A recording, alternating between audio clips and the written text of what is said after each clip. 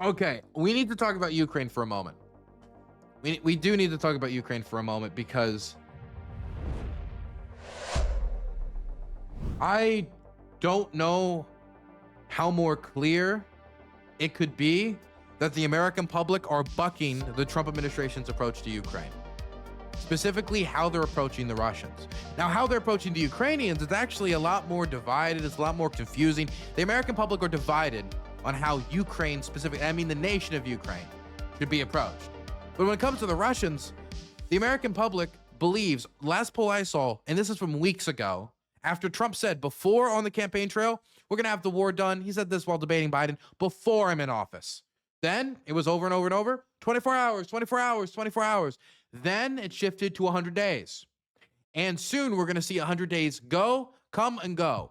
And we're going to pass that goalpost, 3 goalposts surpassed. 27% of Americans still believe that Trump's policies, Trump's strategy to end the war is going to have success. Is likely, not even is going to, is likely to have success. That was weeks ago. I don't think the numbers improved since then, as ceasefire after ceasefire has been violated and the unconditional ceasefire has been rejected. And we're starting to see a continuation of Russian drone attacks across Ukrainian ceasefires and then Ukrainian retaliations in response. And when analyzing why Americans think it's failing, I could see some people trying to wiggle out of it.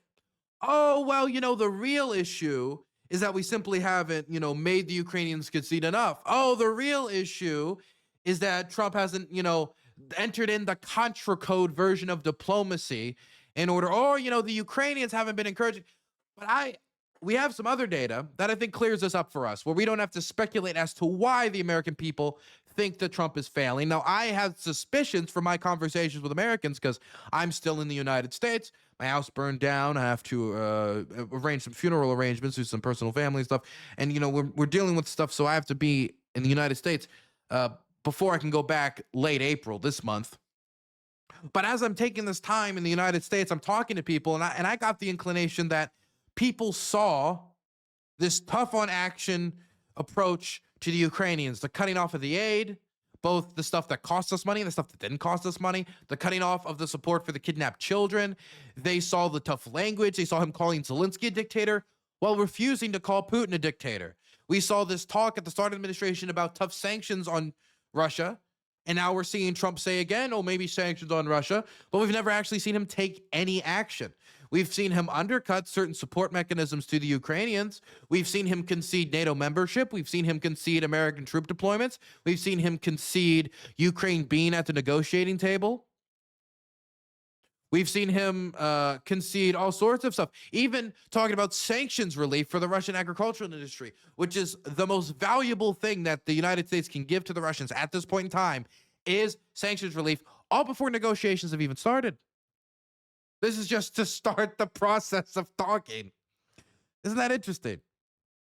And so I was of the belief that the American public sees that and they think, this doesn't sound like peace through strength. This doesn't sound like what he said on the campaign trail, that he was going to go to the Ukrainians, say you got to make a deal, go to Russia, say you got to make a deal, and make them both come to the table. The Russians have been offered unconditional terms, and they refuse to come to the table.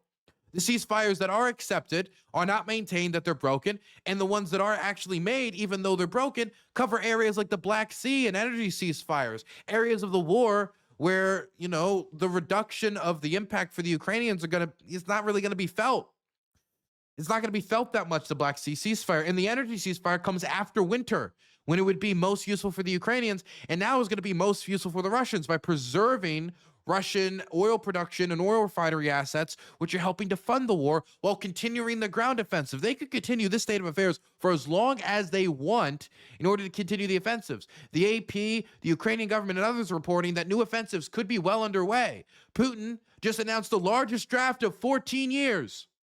160,000 conscripts are going to be drawn up into the Russian army to free up manpower to move in more men into Ukraine to help more offensives in Vovchansk and Lipsy outside of Pokrovsk. But the big thing I fear is new offensives into Sumy, new offensives into Kharkiv to try to take cities like Kupiansk or try to expand the Vovchansk or Lipsy axis in order to try to gain more leverage against the Ukrainians going into negotiations, because the negotiations, which are supposed to have already completed under Trump's original model, haven't even begun yet with all of these concessions. And so from my position, even on the ground, way out here, it seems clear to me that the peace through strength approach is not believable to the Russians.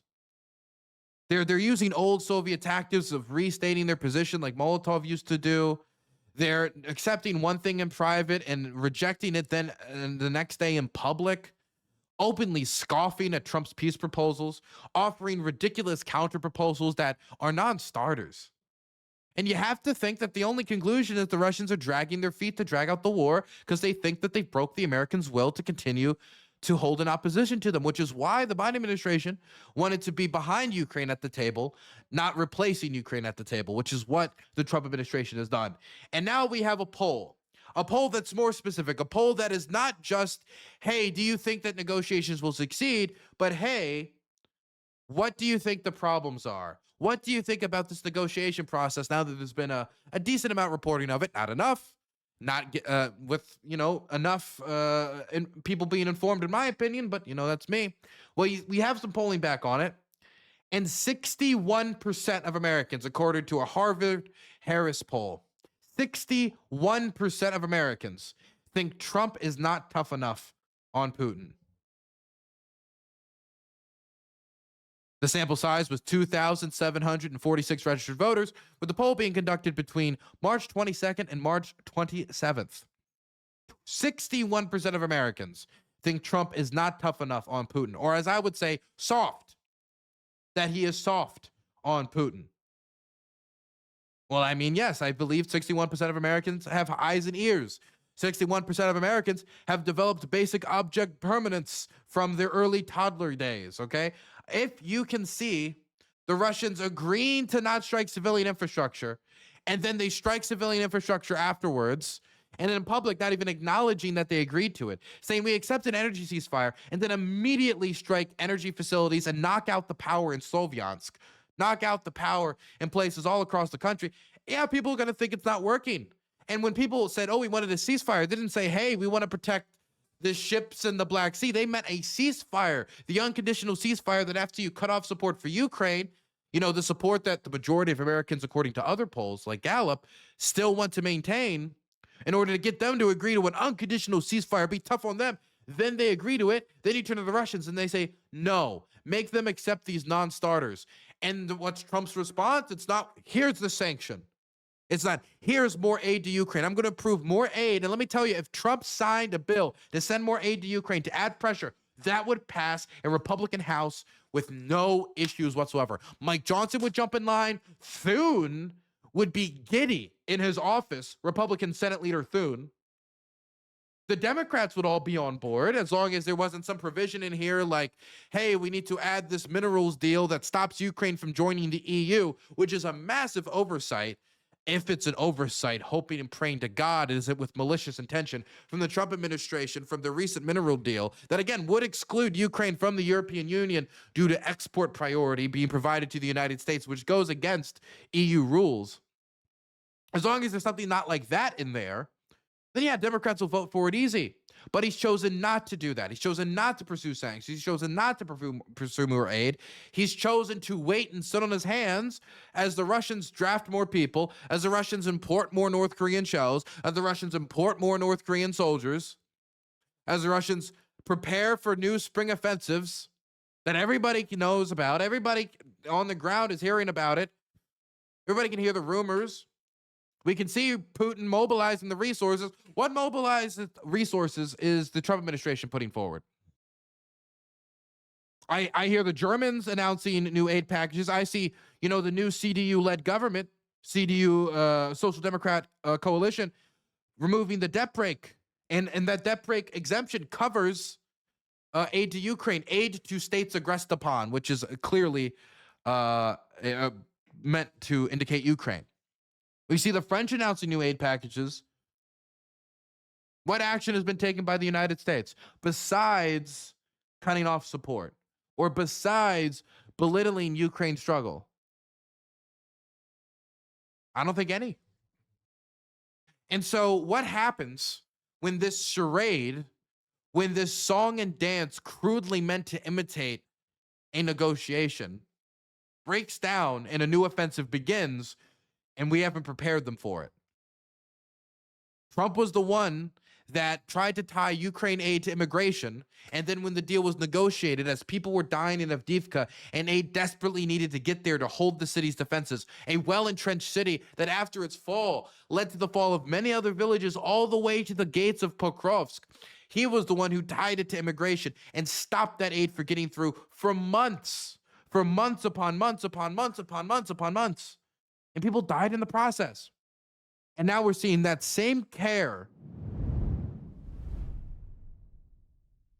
I spread a misinformation. Put me on the wall. Blindfold me first, at least.